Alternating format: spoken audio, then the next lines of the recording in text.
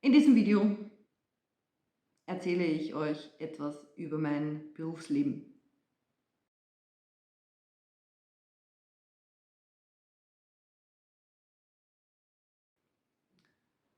Und ich möchte dieses Video starten mit einer offiziellen Entschuldigung an jeden Chef, den ich jemals hatte, und an jede Chefin.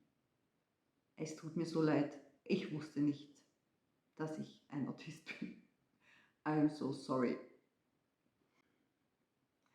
Mein Arbeitsleben hat recht früh begonnen. Ich wollte sehr früh selbstständig sein, weil ich eben mit Autorität nichts anfangen kann und weil ich es ab einem gewissen Alter einfach nicht mehr verstehen habe können, warum ich das tun soll, was meine Eltern mir sagen. Und ich wollte ausziehen. Wenn man ausziehen will von zu Hause, braucht man Geld. Wenn man Geld haben will, muss man arbeiten. So. Schule war auch ein schwieriges Thema zu der Zeit,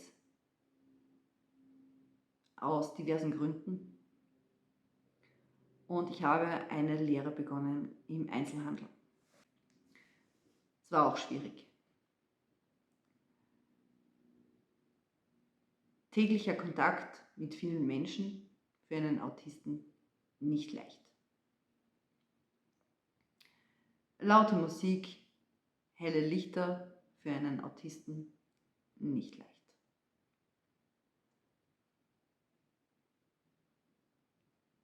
Ich kann mich erinnern an dieses eine Lied, das sie in diesem Geschäft immer wieder gespielt haben, ich möchte dieses Gefühl gern erklären, aber ich kann es nicht erklären. So wie ein Krampf unter der Haut fühlt sich das an oder fühlte sich das an, wenn sie dieses Lied gespielt haben in diesem Geschäft. Loving you, it's easy 'cause you're beautiful. Es war fürchterlich. Es ist ein schönes Lied, aber es hat in mir diverse Körpersensationen ausgelöst, mit denen ich nicht umgehen konnte. Und diese hellen Lichter frühmorgens, es war grauenhaft. Neonlicht frühmorgens um 6 Uhr, Katastrophe. Das für eine 15-jährige Autistin. Es war fürchterlich. Und ich habe verschlafen. Ich habe eine Woche lang jeden Tag verschlafen. Jeden Tag. Und nicht, weil ich mir versoffen die Nächte um die Ohren geschlagen habe. Nein, wie ich jetzt weiß, weil mein System einfach überlastet war und es hat abgeschalten. Ich konnte morgens nicht aufwachen. Ich habe mir mehrere Wecker gestellt. Neben dem Bett, weiter weg vom Bett, und trotzdem habe ich eine Woche lang jeden Tag verschlafen. I am so sorry, lieber Herr ehemaliger Chef. Der nächste Punkt, ich habe Autorität auch in der Arbeitswelt nicht verstanden. Ich habe nicht verstanden, warum der Chef Sachen machen darf, die ich nicht machen darf. Ich habe nicht verstehen können, warum er sagen kann, ich gehe heute früher nach Hause, und warum ich das nicht sagen kann. Und nach kurzer Zeit, ich glaube nach 2 Jahren, haben sie dieses Geschäft während meiner Lehrzeit zugesperrt und ich kam in ein anderes Geschäft. Zu dieser Zeit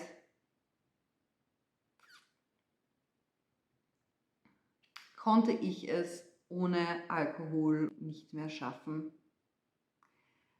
mein Leben zu leben.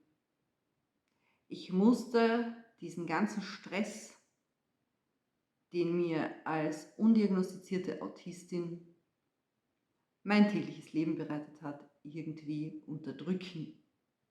Und ich musste es irgendwie schaffen und dabei noch normal wirken.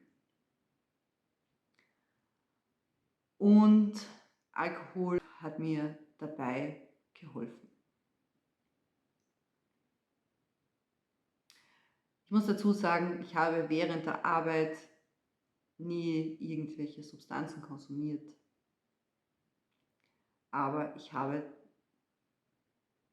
da war ich ungefähr 18 Jahre alt, Alkohol konsumiert, um mein Leben irgendwie zu verkraften. Also es ist einfach die Wahrheit. Es ist die Wahrheit. Und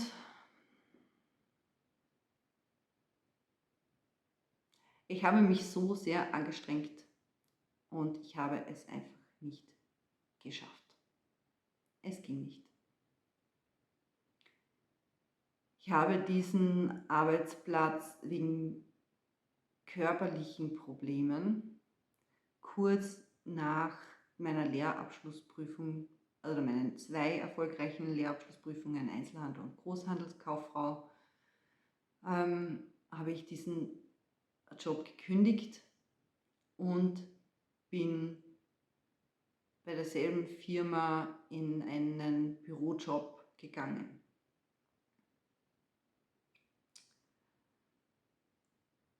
Immer noch undiagnostizierte Autistin.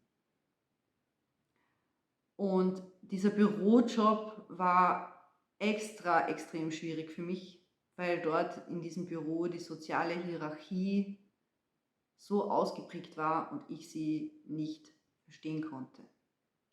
Ich kann mich genau, als wäre es gestern gewesen, an das Vorstellungsgespräch erinnern und an die erste Zeit in diesem Büro.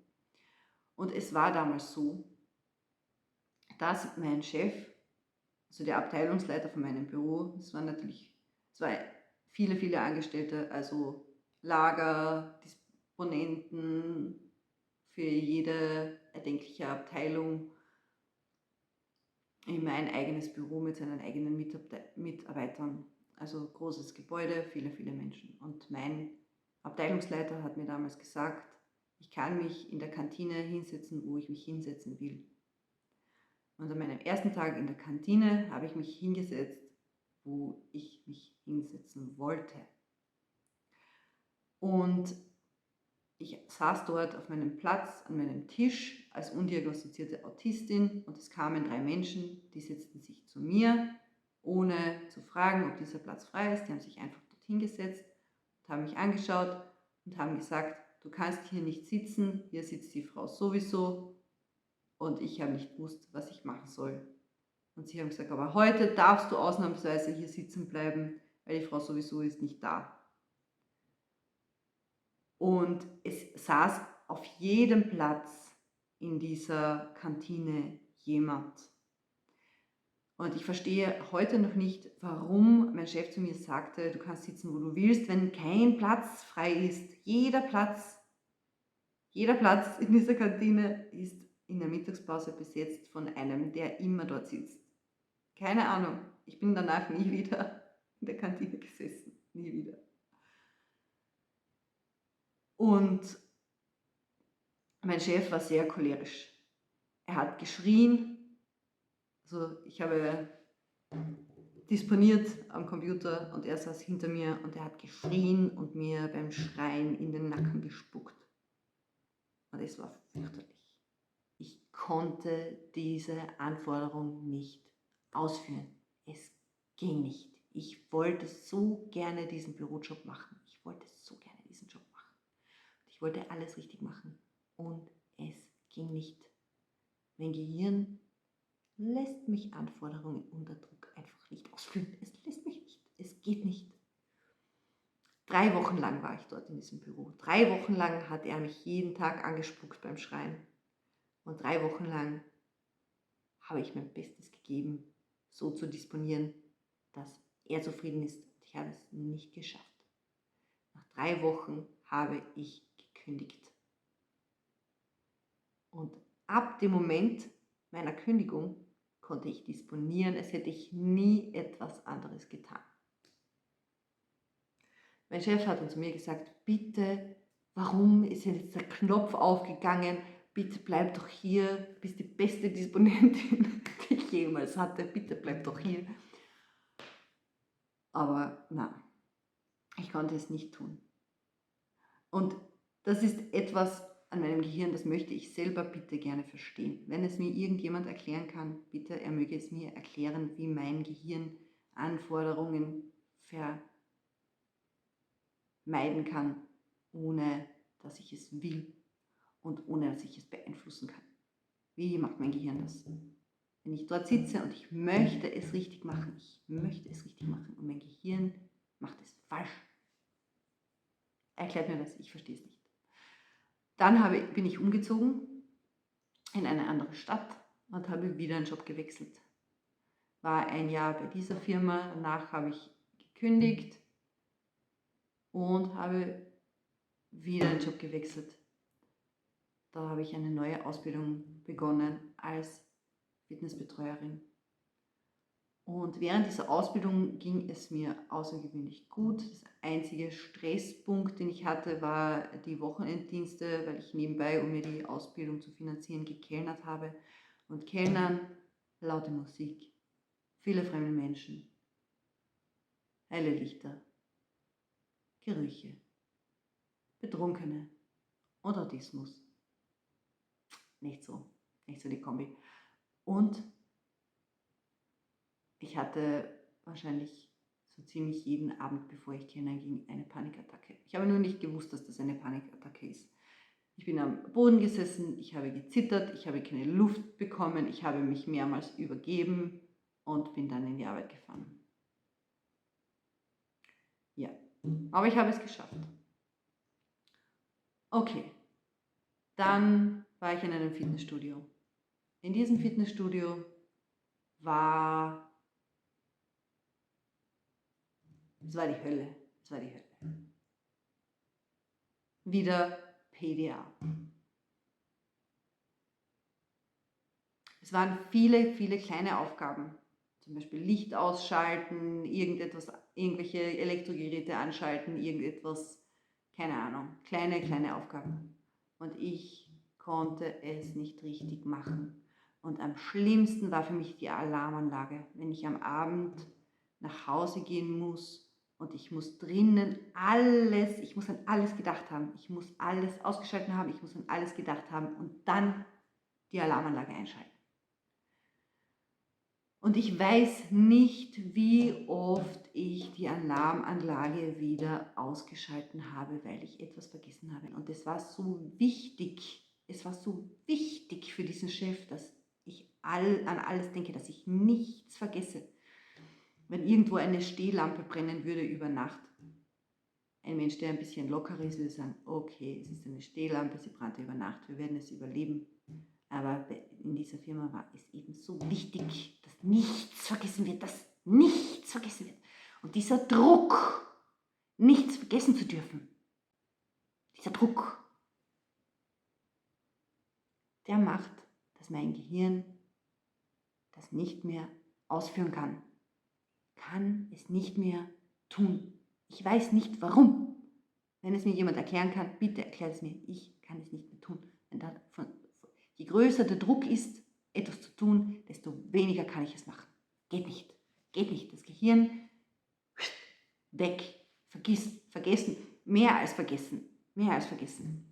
Ich kann es mir aufschreiben und kann vor diesem Zettel sitzen. Um 17 Uhr das Licht einschalten, um 17 Uhr das Licht einschalten, um 17 Uhr das Licht einschalten, um 17 Uhr das Licht einschalten. Und wenn es dann 17 Uhr ist, geht in meinem Gehirn ein Schalter um, es ist alles weiß, nichts mehr von einem Lichtschalter. Geht nicht. Ich weiß nicht warum, er erklärt mir das. Und das hat dieser Chef wirklich ein halbes Jahr lang mit mir ausgehalten und ich habe es auch ausgehalten. Und es waren wirklich nur so Kleinigkeiten.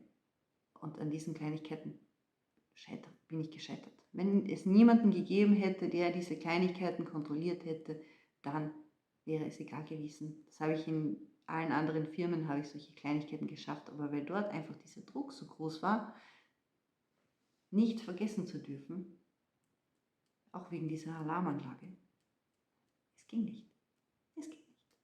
Ich konnte nicht. Die große Frage, die sich meinem Chef damals beim Kündigungsgespräch stellte, war: Sarah, ich verstehe nicht warum. Warum kannst du das nicht schaffen, diese kleinen Aufgaben? Du bist doch nicht dumm. Und er wusste genau, dass ich nicht dumm bin, weil er mich deswegen eingestellt hat, weil wir in diesem Fitnessstudio von der Berufsschule aus das Praktikum hatten und ich war die Beste in der Berufsschule. Ich habe die Berufsschule mit nur Einsern abgeschlossen. Ich wusste jeden Muskel, jeden Knochen im Körper, jede Funktion auf Deutsch, Englisch und Latein.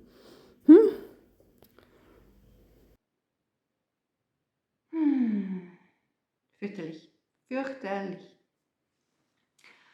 Und dann war ich arbeitslos. Dann hatte ich den besten Job meines Lebens in einer Sportschule. Und dort war der Chef locker und entspannt und ich konnte die Sachen machen. Das Problem war nur, dass ich motorische Probleme habe. Autismus und Propriozeption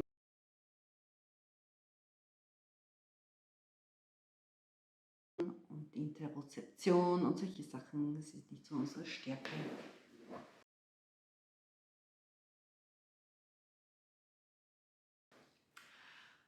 Und deswegen tat ich mir mit meinen Sportschülern relativ schwer. Es gab Tage, an denen habe ich Volleyball gespielt wie ein Weltmeister. Und es gab Tage, an denen konnte ich nicht einmal einen Aufschlag schaffen, einfach weil mein Körper und mein Gehirn nicht mehr miteinander kommunizieren konnten, weil ich so überreizt war. Und es ist natürlich schwierig, weil wenn man Trainer ist, sollte man der Beste sein in der Theorie auf dem Volleyballplatz. Oder man sollte zumindest besser sein oder zumindest das vermitteln können, zumindest vorzeigen können, zumindest einmal. Man muss ja nicht die beste Kondition haben, aber man sollte es zumindest vorzeigen können und das ging halt nicht. Und ja, blöde Sache. Dann war das nur ein Saisonjob, davon kann man natürlich dann auch auf Dauer nicht leben. Dann habe ich eine Zeit lang gekellnert, das war auch super, also dort das Lokal, bei dem ich da war, die waren absolut froh einfach, dass sie jemanden haben, der diesen Job noch machen will, weil er halt von der Zeit her blöd war. Und da war kein Druck. Da war kein Druck. Die waren locker und wenn es keinen Druck gibt, habe ich kein Problem. Solange es für mein Gehirn keinen Druck gibt, irgendwas zu müssen, kann ich alles. Fast alles. Ja, das war halt von der sozialen Ebene schwierig, weil ich mir auch schwer tue, in so einem Lokal zu wissen, mit wem kannst du über was sprechen und mit wem besser nicht. Und ich habe da ein paar Bekanntschaften gemacht, die ich besser nicht gemacht hätte, glaube ich. Und ich hätte mich da auch ein paar Mal fast in Situationen gebracht, die blöd für mich wären, die blöd für mich hätten enden können. Aber wegen meiner großartigen Beobachtungsgabe und weil ich ja immer alles so genau sehe, genauer als neurotypische Menschen, hat es eben nicht geglückt, mich unter Drogen zu setzen und weiß Gott, was mit mir zu machen. Also ja, das habe ich dann auch wieder ein Jahr gemacht und dann war das nächste Fitnessstudio und dort war wieder mehr die Hierarchie das Problem, weil manchmal haben Chefs einfach nicht recht. Ist leider so, sind auch nur Menschen. Und als Mitarbeiter wird aber von einem verlangt, dass man selbst wenn der Chef nicht recht hat, so täte, als hätte er recht. Und das habe ich halt nicht verstanden. Und es waren Sachen für mich schwierig. Zum Beispiel wäre es notwendig gewesen, auf der Straße Kunden zu akquirieren. Das heißt, sich auf die Straße stellen und Menschen ansprechen und ihnen erklären, warum sie jetzt zu dir ins Fitnessstudio trainieren kommen sollen. Und ich bin Autist.